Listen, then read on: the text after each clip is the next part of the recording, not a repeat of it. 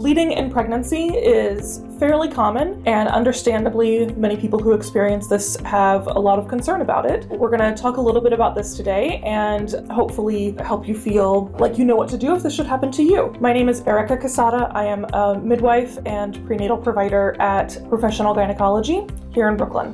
Bleeding as a complication of pregnancy usually happens in the first trimester and the first 12 to 14 weeks of pregnancy. For some people, this bleeding actually shows up in small amounts when you would expect your period to arrive. It might be a little bit lighter than a normal period, might not last as long as a normal period. This is fairly common. It does not happen to everyone, and if it happened to you in your last pregnancy, it might not happen in this pregnancy.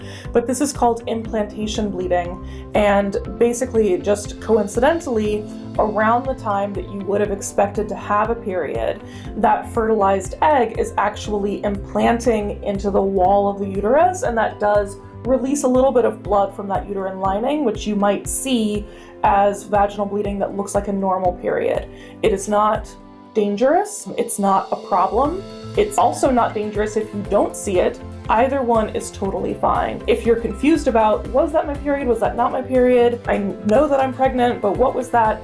We can always help you figure out what that was by doing an ultrasound to see how far along the pregnancy is. Once you have established that you are pregnant, you know that you're pregnant, you're planning on continuing the pregnancy, and then if you do notice some vaginal bleeding, understandably this is going to be a big concern for you. I can tell you that having vaginal bleeding that turns out to be nothing, no problems, not dangerous at all, is actually very, very, very common. But unfortunately, there's no way for you to know at home. There's no way for me to know talking to you face to face on the phone, doing an examination in an exam room. There's no way for me to know either, is this an early sign of a miscarriage, or is this just a case of sometimes people have bleeding in pregnancy and that's totally fine? The only way to know for sure is to actually do an ultrasound exam and to see, is this blood coming from inside the uterus? Does it look like it's the early signs of a miscarriage?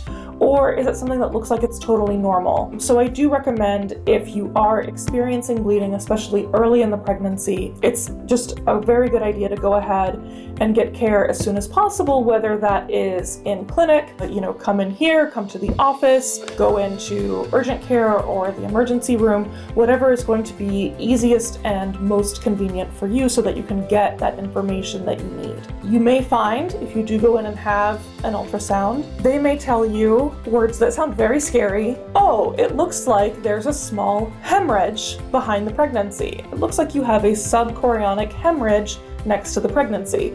And that sounds really scary because it has the word hemorrhage. This actually turns out to be completely normal, not dangerous, not a problem. When I said earlier about the implantation bleeding and the fertilized egg kind of implanting itself in the wall of the uterus, sometimes that blood that is released at that time kind of stays between the gestational sac, the bag of waters, and the wall of the uterus. And that's okay. It just kind of clots. It's almost like a scab inside the uterus, and it just takes time for your body to just dissolve that. It's not dangerous. It does not mean that you are more likely to have a miscarriage. It does not mean that anything bad is happening right now. It does not mean that anything bad is going to happen in the next few days. But it does have a scary sounding name. So if you have heard that you have an SCH or a subchorionic hemorrhage, I don't want you to worry about it.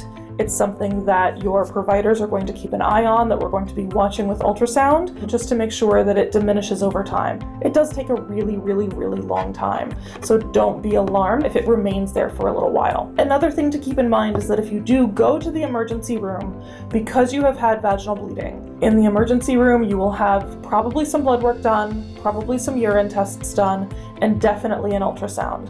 And if they determine that everything is okay, in that moment, that pregnancy looks fine, the fetus looks fine, everything looks normal, they're going to send you home.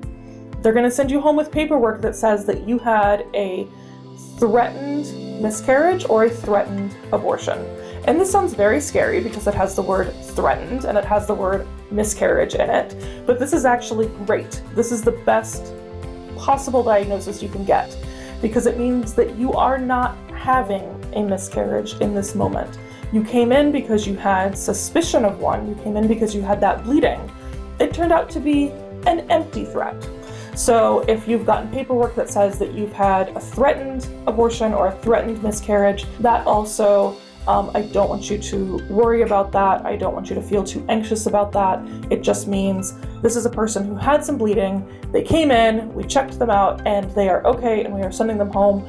And if that's you, you should definitely follow up with your primary OB provider as soon as possible so that they know what's going on with you and can do some follow-up studies. If you have any questions about bleeding in your pregnancy, I hope that you will address that to your OB provider as soon as possible. And if you have any questions about bleeding in pregnancy in general, please let us know. You can comment below and we will get back with you. Thank you.